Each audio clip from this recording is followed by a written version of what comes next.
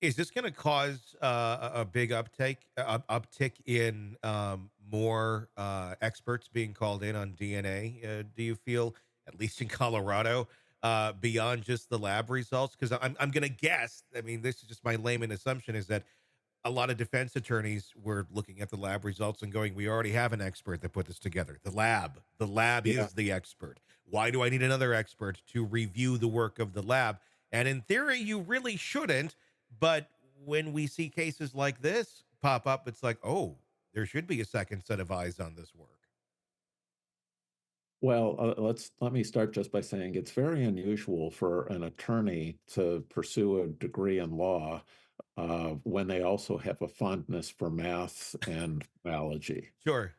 And so I think it's the natural inclination of most attorneys to just like, okay, fine, I don't want to wrestle with this. Let's Yeah. just try to minimize the damage. Maybe if I don't talk about it in court, the jury won't pay any attention to it.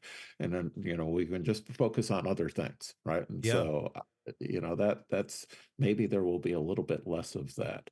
But I'll add that it is scandals like this and even more so miscarriages of justice that seem to end up resulting in the biggest, most wide-sweeping systematic changes to the way that forensic science is done, that end up making the system better. Hmm. And for my personal experience, I saw that play out with the creation of the Virginia Scientific Advisory Committee. That was a group of 12 experts that are appointed by the governor of the Commonwealth of Virginia to provide guidance and oversight to the Virginia Department of Forensic Science.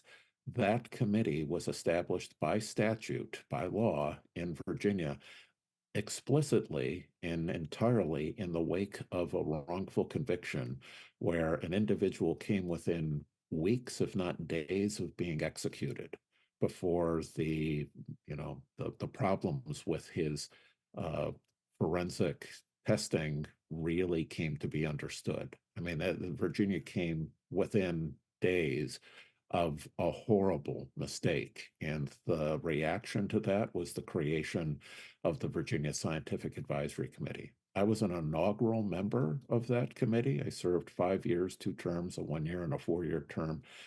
Um, but that was a little while ago. And I what happens with those oversight bodies over time tends to be what's called oversight capture. The body that's being overseen figures out ways to kind of sneak into and maybe take over that oversight body. So I don't know how effective that is today. And by that I mean I just don't know. I Yeah. haven't been directly involved. But I wouldn't be at all surprised if now, in light of this, that there's some similar legislation, some similar body that's established to oversee what's being done in Colorado. And, maybe in the future, at least for the short term, these sorts of problems will be less likely there. How likely is this a problem in many states and Colorado? We got the magnifying glass on it right now, and okay, I mean, are other states going to take a look at their procedures and what's been going on there to be sure that this isn't happening in other places as well?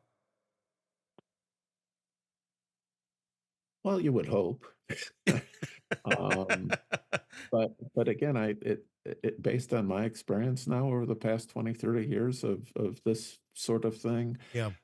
it takes a scandal at home to Okay. really strike this home and to really result in change. It's too abstract, so I'm in Ohio, right? And I would be surprised if the House or the Senate in Ohio were to say, whoa, look what happened in Colorado. This means we'd better do better oversight of the crime lab here in Ohio.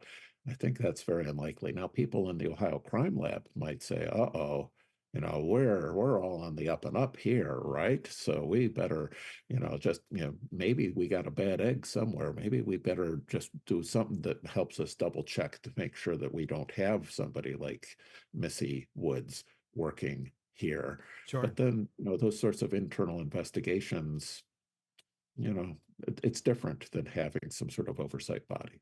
Sure. So, I, again, I would hope that other Yeah. states learn from this lesson and take action preemptively as opposed to now cleaning up the mess. But Yeah. Yeah, I'm not that's a optimistic. hope. Maybe some will, maybe some won't. What kind of impact do you think this is going to have on the judicial system? I mean, we're already talking about a judicial system that moves extremely slow. And surprise, now we're going to go back in time, and we have 652 cases that potentially need to be reviewed or retried, or there's a lot of possibilities here based on every single one of these cases. Where do you what kind of impact do you think this is going to have?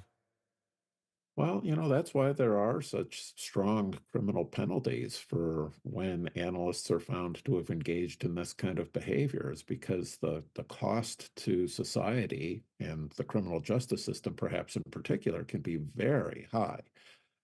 Colorado may find that they do have some wrongful convictions, and those individuals will be entitled to some compensation.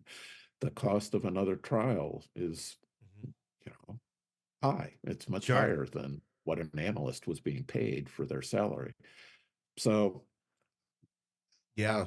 you got to remember some of these cases may be 20 years old, and the witnesses are no longer Yeah. available, or There's the so much. recollection and the evidence isn't there, or the person's already served their sentence.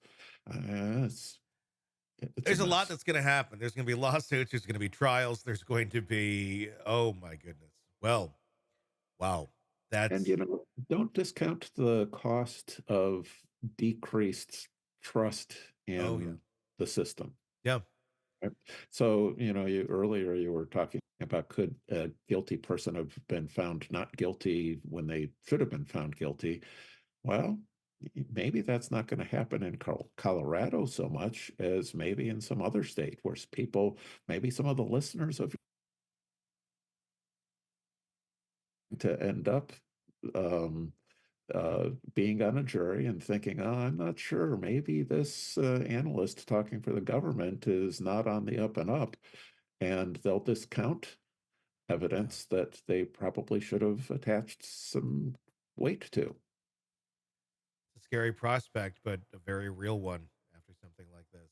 Hey, it's Tony Brueski. If you like the podcast, be sure to like, subscribe, and press that bell so you don't miss any of our updates on the cases we're following for you right here at the Hidden Killers podcast from True Crime Today. And thanks